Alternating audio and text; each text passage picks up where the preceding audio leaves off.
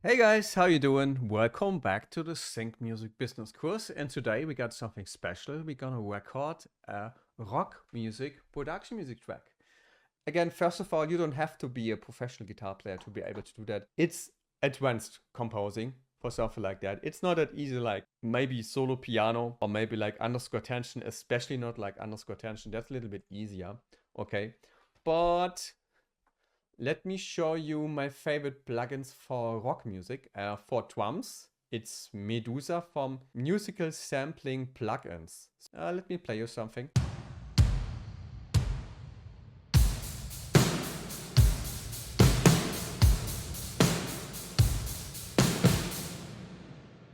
You hear that pretty good. So the second one, I just got a bass for my complete ultimate package. So there's so many bass plugins from native instruments. You can take kind of like everything like this.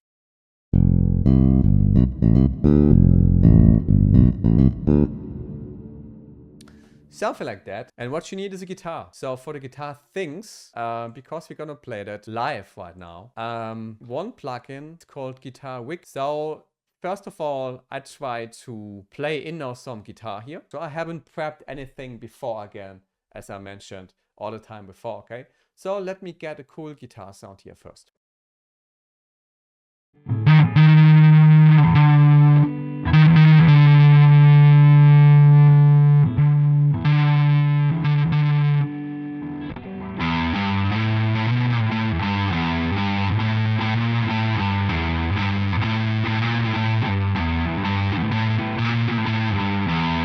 So yeah, that's already a nice guitar sound, okay? And I really like the riff, by the way.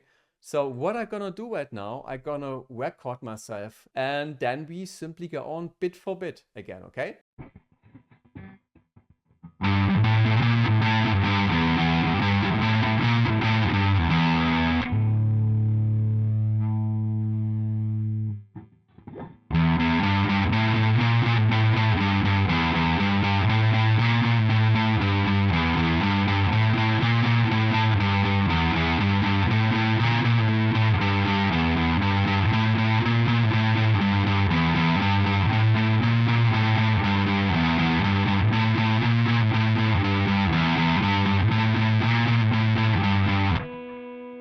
So we recorded now one riff. So we're gonna do that bit for bit. It's gonna take a little bit of time, more time than for the others, but it's not that complicated, okay?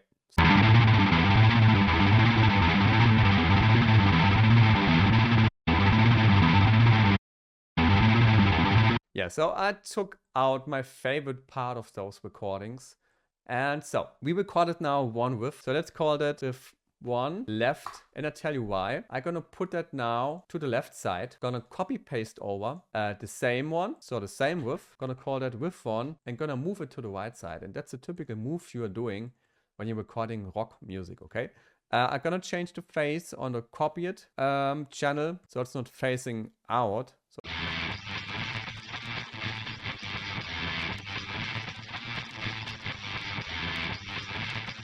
perfect, and that's what we need for the start, okay? So I'm gonna copy paste it over a few times just for the beginning. And yeah, so what I like to do is I like to record drums then first. Usually I record drums first and then the guitar, but today we started with the riff, okay? How to program drums or rock drums, you know? What I do, either I start with bass and snare or with hi-hat, but usually I start with bass and snare, okay? So let's call that one bass and snare, okay? So let's do something.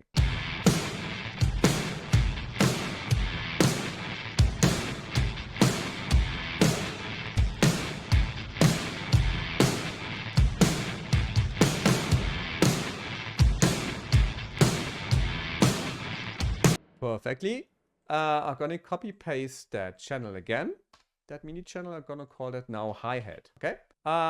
When we repeat the track here, I'm gonna add some hi-hats. Let's do that. So let's just do something by feeling right now.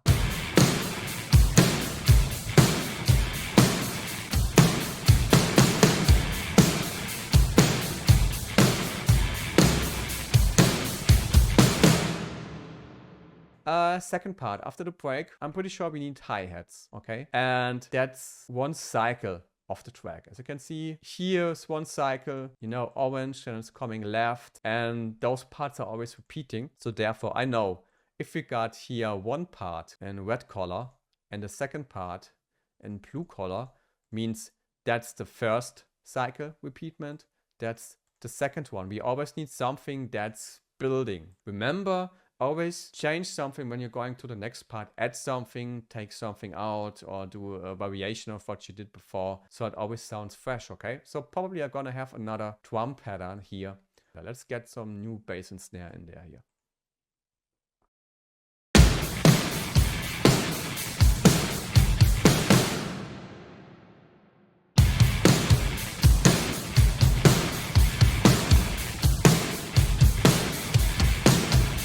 Perfect. And so we are almost done later with the track, but the arrangement is already there. Okay. So we're gonna add some crashes here in the middle part.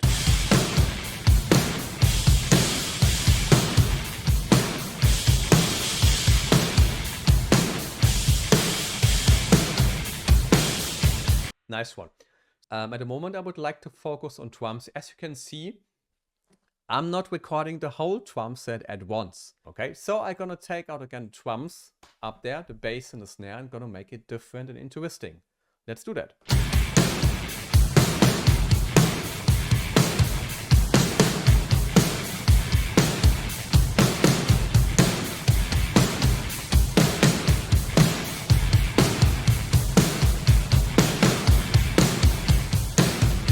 Nice one, fits to the mood, sounds a little bit like ska rock or something.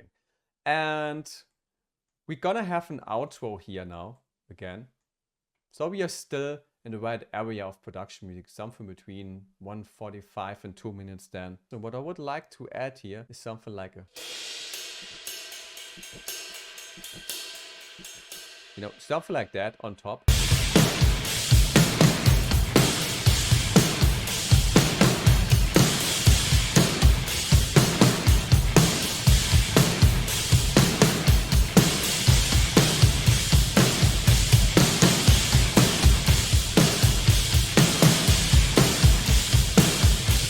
Okay, drums so far are done. You see, we need just a drum kit that's working, and musical sampling plugins Medusa is perfect for that. Let me get a little bit of bass in.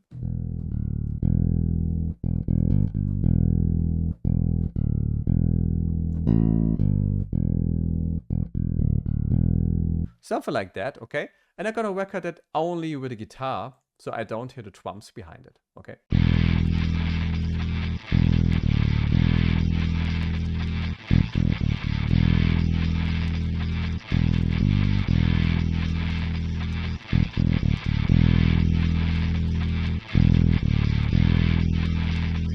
So what I'm doing here right now is I'm shaping the sound a little bit. There was a little bit too much bass frequencies in here, okay? Focus should be on guitar and drums, and there should be lows in there, but not too much, okay? Otherwise it's probably a little bit too heavy, especially for television.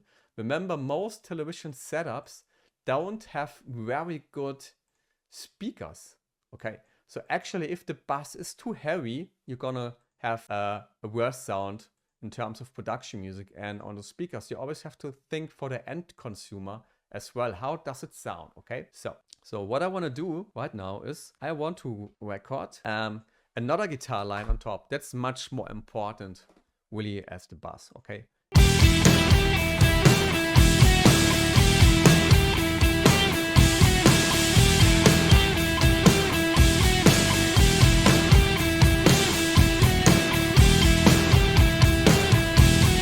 So we recorded a higher width on top, okay? And we're gonna do the same again as before. We're gonna copy paste that part over, put 100% to the left and 100% to the right side. And now we're gonna check for a lead, maybe something on top, okay?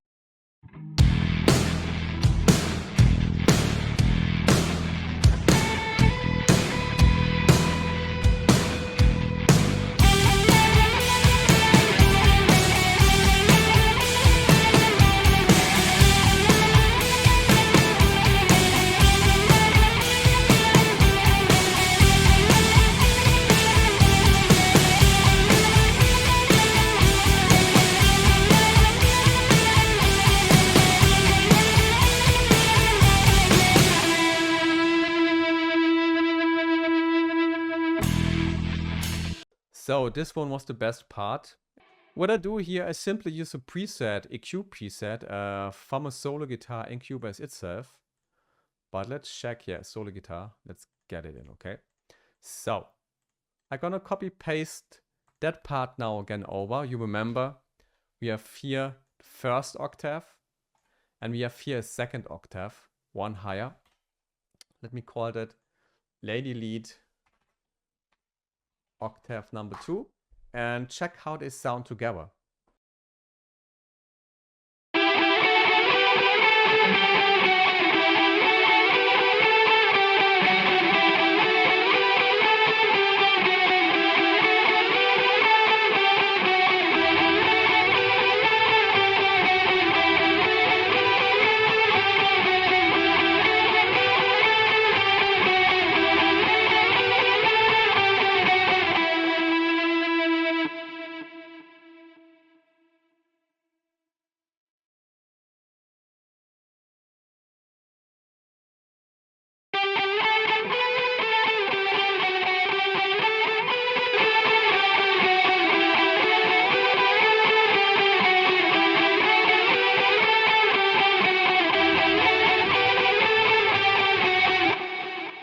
What I'm doing, I'm panning that second lead a little bit to the left and that first lead a little bit to the right side. And I'm using a longer take of that, which is, by the way, not perfect of the guitar, but it makes it more human then, okay? Because it doesn't place perfect, but in the context of all the guitars we got in here, okay? So let's check what we got now. I would say, to not lose the context, we start at the beginning, and I'm gonna arrange while playing the track a little bit, okay? So let's check what we need there, if we need all guitars directly from the start, etc., etc. So what I see, for example, is here, there are 2 new guitars coming in. We don't need them, 2 new guitars. That's too much. We're gonna make it like that, okay? So, and then we have in the final climax, we have no riff guitar. We got something like second riff, okay? So probably we don't need those 2 and not really this one, but then there's always something new coming in and it sounds different, okay? Let's check from the start.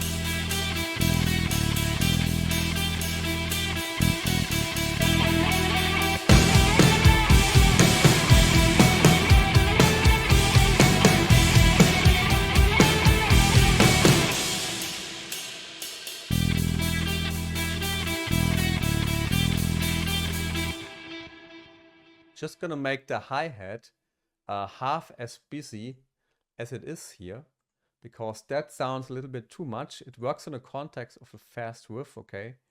But I'm gonna take out every second one like this. And so it's just 1, 2, 3, 4, 5, 6, etc. You know, not 1, 2, 3, 4, 5, 6, etc. It's not that fast. Let's do it like that and check how it sounds.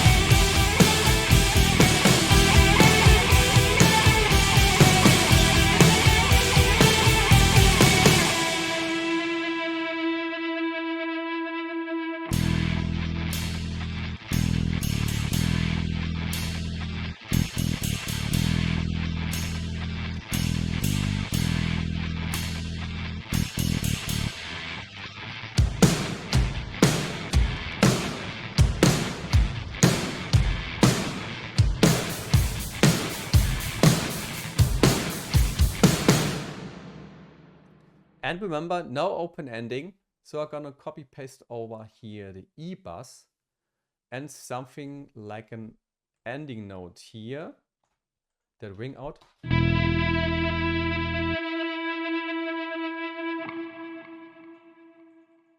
Exactly. And I'm gonna make the E note a little bit longer, the bus, and still gonna record maybe a low guitar here. Let's check again the outro.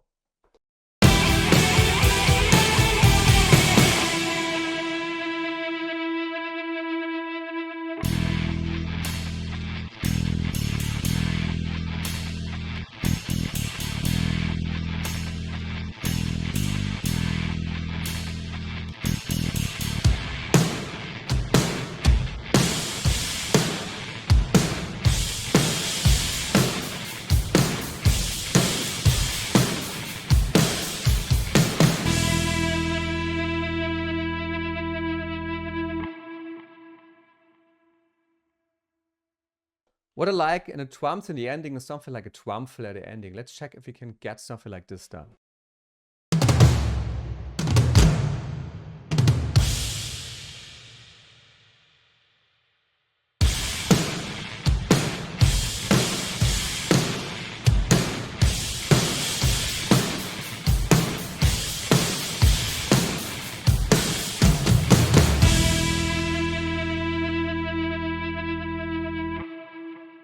Almost.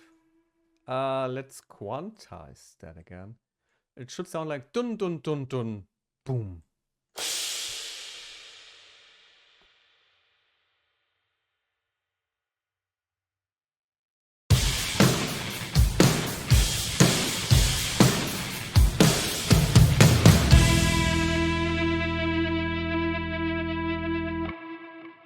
That's a nice ending, that works. I arranged many things right now on the fly. So I would say, let's repeat the whole arrangement right now again. One time for you. You can see in the arrangement from the colors, from the emptiness here, where there's nothing, etc., that the whole arrangement is always different. And again, that's highly important in production music. It should never be just a copy-paste boring thing. It should always sound interesting, okay? So let's start again from the start.